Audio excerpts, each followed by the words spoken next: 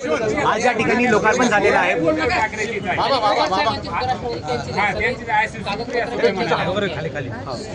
काही म्हणू शकतात, पण हा प्रश्न जो आहे हा सर्वोच्च न्यायालयाच्या विचाराधीन आहे।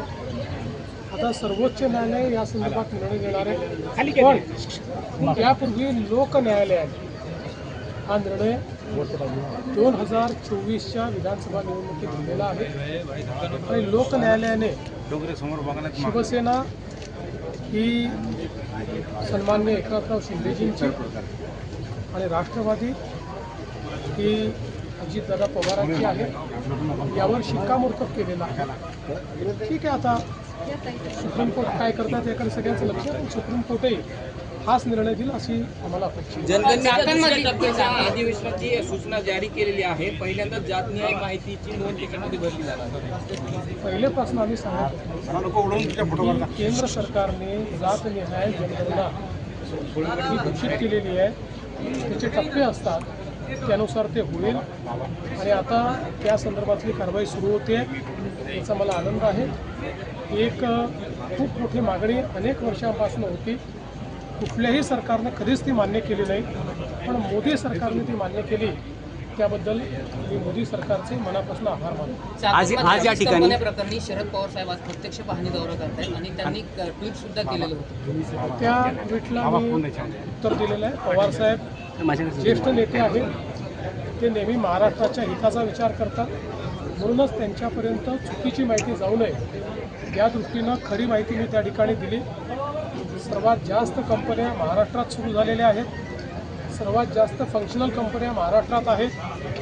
ज्या नॉन फंक्शनल कंपन्या आहेत, ज्या कधी सुरूच होऊ शकलेल्या नाहीत, त्याचा आकडा देऊन काही लोक फसवेगिरी करत आहेत। मात्र आता माझ्या ट्विटनंतर सगळ्या गोष्टी समोर आल्या आणि चाकणचा जो विषय आहे तो निश्चितपणे गंभीर आहे, तो आम्ही गांभीर्याने घेतलेला आहे। असं लक्षात येतं आहे की 5-7 एजन्सीजमुळे त्याचा कोणी वाली नाही आहे, त्यामुळे जिल्हाधिकाऱ्याला त्याचा वाली करून त्यांच्या अंतर्गत सगळ्या एजन्सीजचं कॉर्डिनेशन करण्याचा आम्ही प्रयत्न करतो आणि त्यातनं तिथले ज्या काही समस्या आहेत त्या आम्ही दूर करू। आज या ठिकाणी शरद पवारांनी खरं म्हणजे लोकसभेचे विरोधी पक्षनेते श्री राहुल गांधी यांनी जो छिछोरेपणा केला तो कुठल्याही परिस्थितीत अशोभनीय अशा प्रकारचा आहे। ज्या प्रकारे देशाच्या प्रधानमंत्र्याचा तर अपमान केलाच, पण त्याचवेळी इटलीच्या महिला राष्ट्रप्रमुखाचा इतक्या खालच्या दर्जाला जाऊन त्यांनी जो अपमान केला, या देशामध्ये अशी छचोरगिरी यापूर्वी कुठल्याही नेत्याने केली नव्हती। गल्लीतले नेते देखील अशा पद्धतीनं वागत नाही।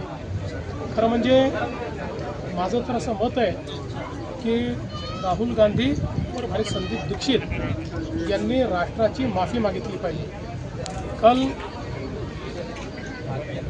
भारत की लोकसभा के विपक्षी नेता और कांग्रेस पार्टी के नेता को छिछोरेपन के सिवाय दूसरा कुछ कहा नहीं जा सकता।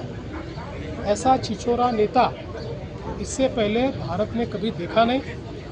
जिस प्रकार से मंच के ऊपर प्रधानमंत्री जी को तो अपमानित किया, लेकिन इटली की एक महिला राष्ट्र प्रमुख को जिस प्रकार से अपमानित करने का काम हुआ। भारत में महिलाओं का सम्मान करने वाले हम लोग हैं और इतने बड़े नेता इस प्रकार से जब बात करते हैं, गली का नेता भी ऐसा छिछोरापन नहीं करता। मुझे ऐसा लगता है राहुल गांधी ने और संदीप दीक्षित ने देश की माफ़ी मांगी। सर आज